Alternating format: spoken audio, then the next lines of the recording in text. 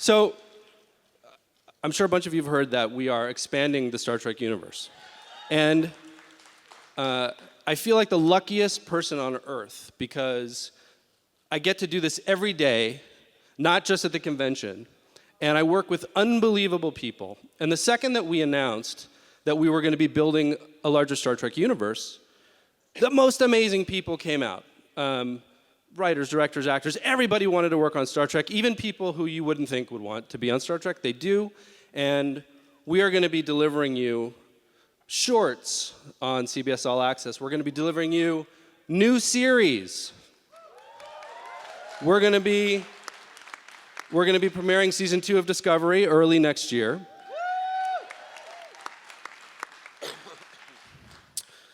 And there's been a lot of speculation about what are the next shows and what do people want to see. And I figured that this was probably the day to announce to you what our next Star Trek series is going to be.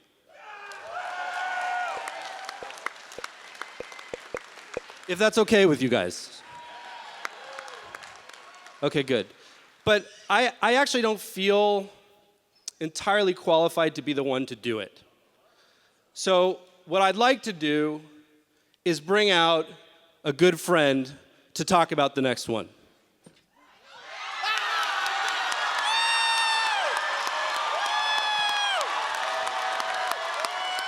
Well. We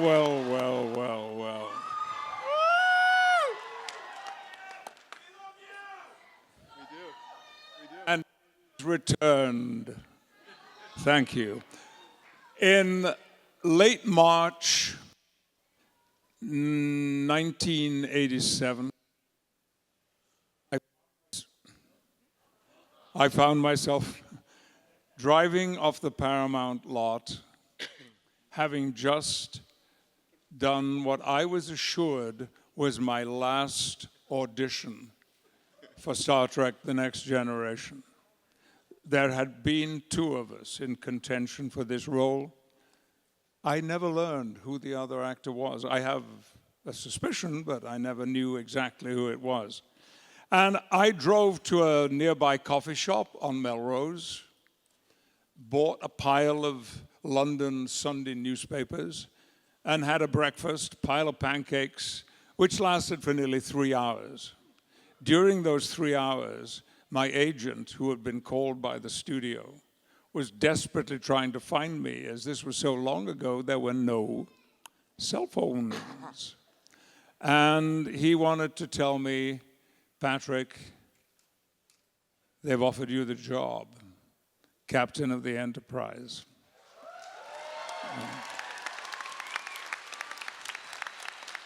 I was startled, stunned, and utterly disbelieving, because never for one moment had I imagined this succession of auditions at Paramount would ever lead to anything at all. And here now I was.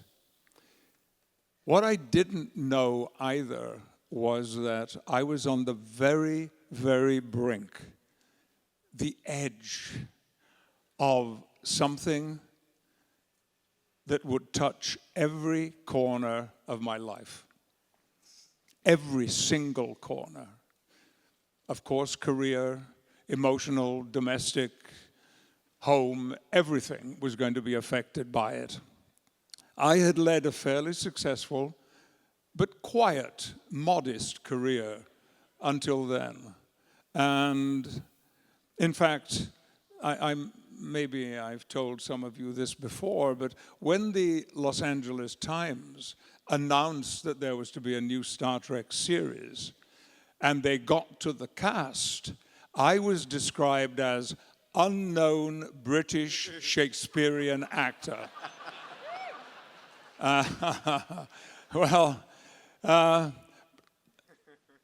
Brent Spiner, you'll have heard of Brent Spiner, I take it. Dear and beautiful man. He had a poster made which he put on the door of my trailer. And it said, "Beware, unknown British Shakespearean actor." Well, that was just a clue of the fun that we were going to have. 7 years later, in All Good Things, we wrapped our television series after 178 episodes. I was always so proud of what we did. We worked very hard. We worked long hours, as people in television series do, but we were working to do the best possible show that we could. Every single member of the cast, of the production team, of the front of house, of the studio, were supporting us in this labor of love. But we did 4 more movies, 4 feature films, and quite quickly I began to see that there was not always joy and bliss attached to being in a very successful TV show. There can be a little downside, and I experienced that certainly. I remember meeting with a film director whose movie I very much wanted to be in, to play a quite small supporting role. And he said to me, you're a good actor, I really like your work, but why would I want Jean-Luc Picard in my movie? Yeah, one has mixed feelings about anecdotes like that. And so I was determined that that was the past. It was over. And it would be a voyage that I would never undertake again. And I made a particular point of stressing that.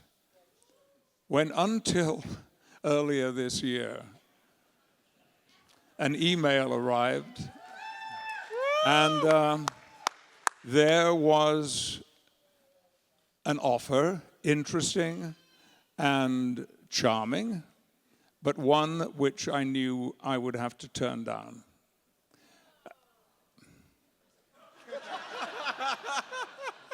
Well, that's how it felt.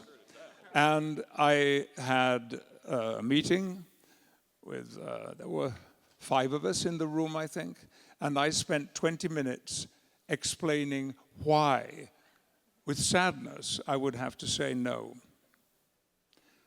But something has happened.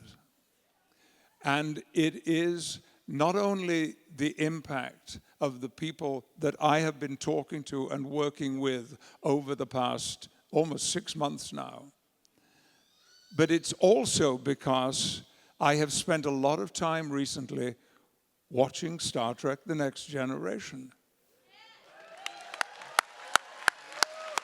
including episodes I'd never seen before, which was fun and exciting. And gradually it became clearer and clearer to me that the power of that show, the success of that show, the benefits that it gave. I have never, ever grown tired of hearing from people who stop me in the street or in a restaurant. Well, no, I don't like being interrupted while I'm eating. But who say to me, your show changed my life. Without Star Trek: The Next Generation, I might not be here. And I always respond to those letters, to those notes, and to those words when I hear them in the street. My personal favorite, which makes me very emotional, came from a detective sergeant with the Las Vegas Police Department. He wrote to me about his life and his work. And towards the end, he said, you know, there are days, I love my job, but there are days when I go home that what I have seen, what I have experienced, the cruelty, the barbarity, the viciousness, the nastiness of what I've experienced makes me despair for the future of our society and the world. But when I feel like that, I go to my video shelf and I take down Star Trek: The Next Generation, and I know we're going to have a future. Damn straight.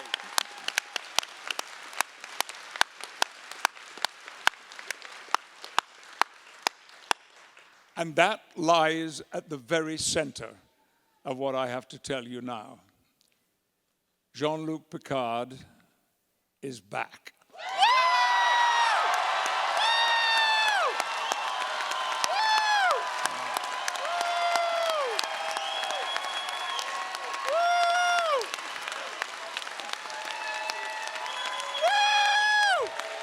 Thank you.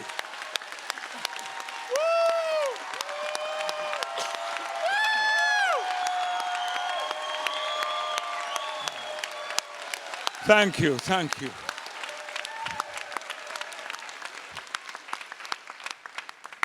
Thank you so much. Yeah, well, you know, whatever happens in the next few years, what you just did makes it all worthwhile anyway. Thank you. However, I have to tell you, he may not, and I stress may not, be a captain anymore. He may not be the Jean-Luc that you recognize and know so well. It may be a very different individual, someone who has been changed by his experiences. 20 years will have passed, which is more or less exactly the time between the very last movie, Nemesis, and today. We have no scripts as yet. We're just talking storylines. It will be, I promise you, I guarantee it, something very, very different. But it will come to you with the same passion and determination and love of the material and love of our followers and our fans, exactly as we had it before. Thank you.